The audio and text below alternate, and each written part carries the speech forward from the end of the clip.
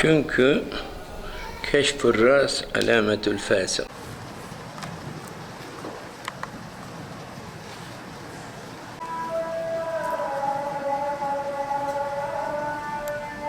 Mardin hakkında ben Paris'teyken Profesör Doktor Süreyya Sırma bana şunu söyledi. Hocam dedi, falan kütüphaneye gittin mi? Hayır gitmedim hocam dedim ben. Ne var o kütüphanede? O kütüphanede Mardin hakkında çok kitaplar var dedi. Ayrıca Mardin'e özel bir köşe yapmışlar dedi. Bu sefer Mardin'i ben keşfedeceğim dedim ben. Ve gerek El-Ezher Üniversitesi'nin gerek Türkiye'deki yazma eser kütüphanelerine girdim. Mardin'in hakkında ne kadar bir araştırma yaparsam yapayım, derinlemesine gidiyorum. Yani şu anda tek kelimeyle öz olarak diyorum ki, daha Mardin keşfedilmemiş bakir bir şehir ve bir kent. Çok kadim bir kenttir. Zaten Mardin UNESCO tarafından açık bir şehir müzesi olarak tanımlanmıştır. Dünyada Venedik, Mardin ve Kudüs vardır. Ve kanaatimce UNESCO Mardin'e bu başşehir şeyini verecektir. Ben ondan çok eminim.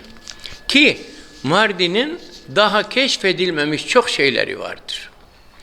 Ve Mardin'in içerisindeki kayıp medreseler genellikle daha önce gelip geçen bazı yöneticiler tarafından gerek türbeler, gerek medreseler kapatıldığı zaman medreselere kilit vurulduğu gibi bazı medreseleri hara olarak kullanmışlar. Yani af buyurun, gerek camilere gerek medreselere hayvan sokmuşlar.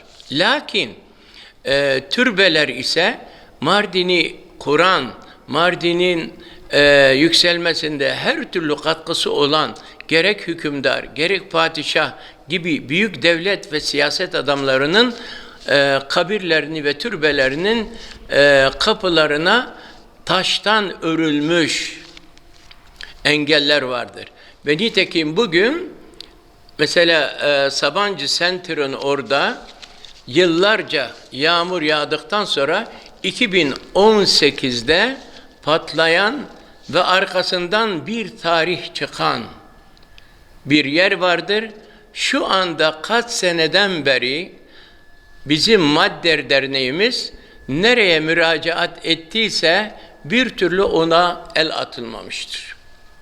Dolayısıyla geçmişimizin bu şekilde harcanması, yıkıntı halinde bırakılması bizim gibi ve bize gönül veren insanları çok haddinden fazla üzüyor.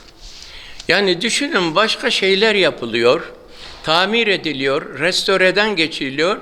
Lakin gel gelelim yıllarca maarif ve eğitim alanında hizmet vermiş o medreselerin, o tarih kokan yerlerin bu şekilde yıkıntı halinde bırakılması başta Mardinliler için, ondan sonra ben Müslümanım diyenler için bir züldür.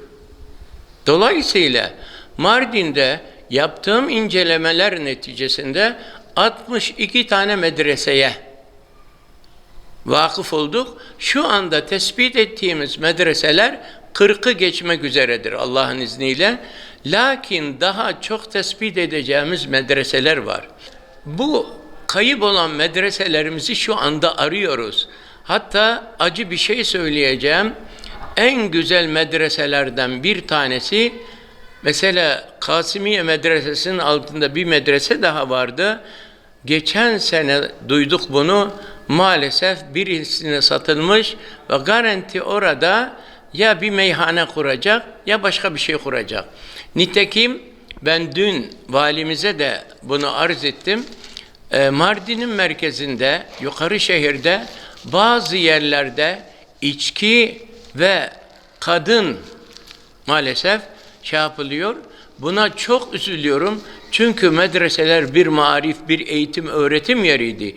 Şimdi Müslümanların böyle yerlerde bu şekilde davranmaları biz Müslümanlar için çok büyük üzüntü vericidir ve bunu yapmamaları lazım. Yani ben acizane Avrupa'da 16 sene kaldığım halde bizim oradaki camilerimize, eğitim merkezlerimize asla gayrimüslimler zerre kadar bir rahatsızlık vermiyorlar. Şimdi buradaki Müslümanların kendi ecdadlarının kemiklerini sızlatırcasına bu şekilde yapmaları doğru değildir. Şunu da eklemem gerekiyor. Mesela Şehidiye Camisi ve medresesi diye geçiyor orada. Şehidiye denmesinin sebebi orada şehitlik vardır. Ve oradaki bulunan şehitlerin 2 sene önce geldiğim zaman bizzat o şehitlikin ayakları dışarıda, ayakkabısı giyinik bir halde bir şehidi gördüm.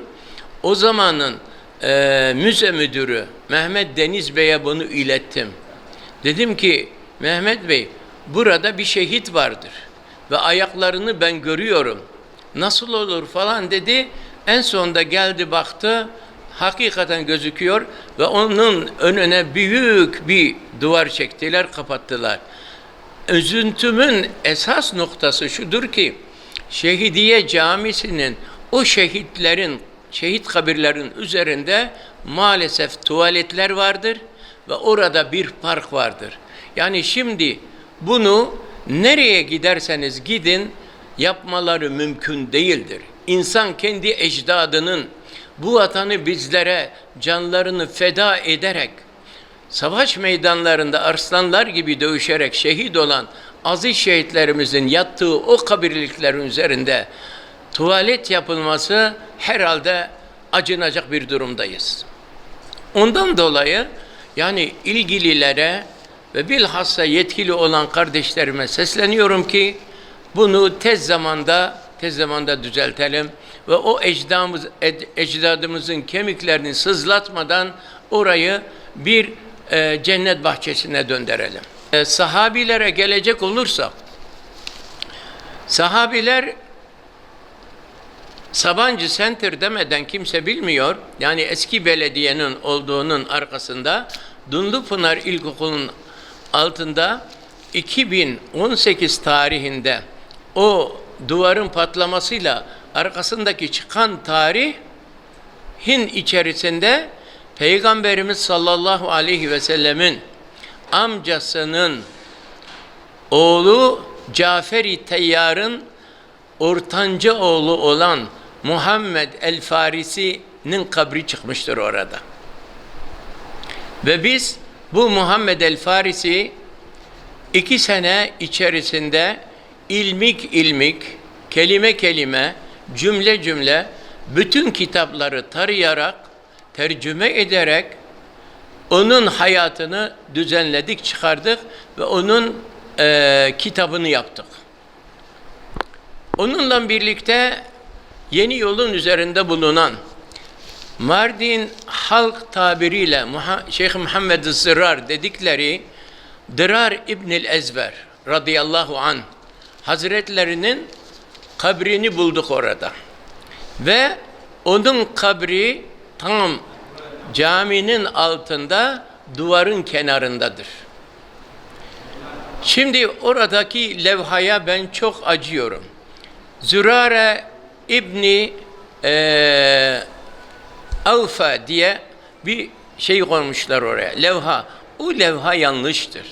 O levha yanlıştır. Ben onun kitabına da baktım. Dırar İbnül Ezver Şam'da çok ağır bir şekilde yaralanmıştır. Ve onu İslam ordusu çünkü Dırar İbnül Ezver İslam ordusunun öncülerindendi. İlk düşmana hücum eden oydu. Bütün orduyu da galeyana getiren yine oydu. Radıyallahu anh. Allah ondan razı olsun.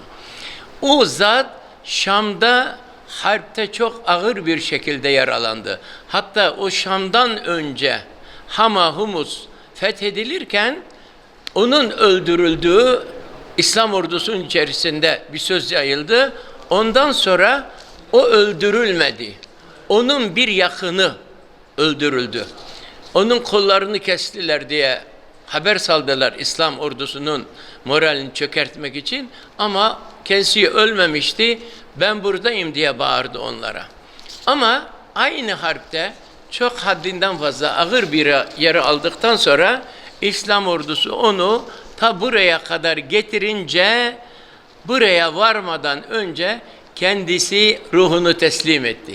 Yalnız ruhunu teslim etmeden önce onlara dedi ki, beni yüksek bir yere gömün ki, yol kenarında yüksek bir yere gömün ki, ben siz oradan geçip gittiğiniz zaman sizi göreyim diye tavsiyede bulundu. Ve dolayısıyla İslam ordusu onu o şekilde şu andaki bulunan tümsek yere defnetmişler ve oradan geçmişler. Yalnız onun kız kardeşi Havle de aynı şekilde onun kabri buralarda olduğunu biliyoruz. Lakin onun kabrine daha ulaşamadık. Şimdi Dirar İbnül Ezver'in hakkında ben fazla daha bilgi vermek istemiyorum. Çünkü onu ben kitapta hepsini anlattım. Diğer başka bir sahabi ise Mardin'in tabiriyle Şeyh Çabuk dedikleri, Peygamberimiz sallallahu aleyhi ve sellemin postası olan ve 4 nala giderken sanki havada uçarcasına giden o sahabi ise çabuk gittiğinden dolayı, çabuk geldiğinden dolayı onun da hayatını yazdım güzel bir şekilde. Onu da kitaba ekledim. Bununla birlikte onun levhasını geçen gördüğümde orada bir harf fazlası vardır. Onun esas ismi Abdullah bin Üneys el-Cüheni'dir. Cüheni, Cühenli olduğu içindir. Onun gibi birçok Abdullah vardır. Ama onun ayrıldığı nokta Cühenli olduğundan dolayı. Peygamberimiz Aleyhisselatü Vesselam gerek onu, gerek Dirar İbnül Ezveri, gerek Muhammed el-Farisi'yi çok haddinden fazla seviyordu. Bununla birlikte Abdullah bin Üneys el-Cüheni kendisi Peygamber sallallahu aleyhi ve sellem tarafından Bizans hükümdarına bir mektup göndermek için görevlendirilmişti. Ona birkaç mektup verilmişti. Geldiği zaman ilgili yerlere o mektupları verdi. Ama Bizans'tan döndüğü zaman onun gelecek son noktası Mardin'miş. Mardin'deki Süryanilere emanname getirmiş. Ama o Peygamberimizin zamanında değil, Hazreti Ömer'in zamanında olmuş. Hazreti Ömer'in zamanında ki o emanname mektubunu getirirken Şam taraflarında vefat ediyor. Ve onun gelecek olduğu son noktayı da sahabeye söylüyordu. Sahabe de onu son noktaya gelecek olması hesabıyla getirmişler. Buradaki şu andaki yerine defnetmişlerdir. Dolayısıyla defnettikleri zaman bu kimdir diye soran kişilere bu Şeyh Çabuk'tur. Yani ihtiyar anlamına geliyor şey ama çabuk giden.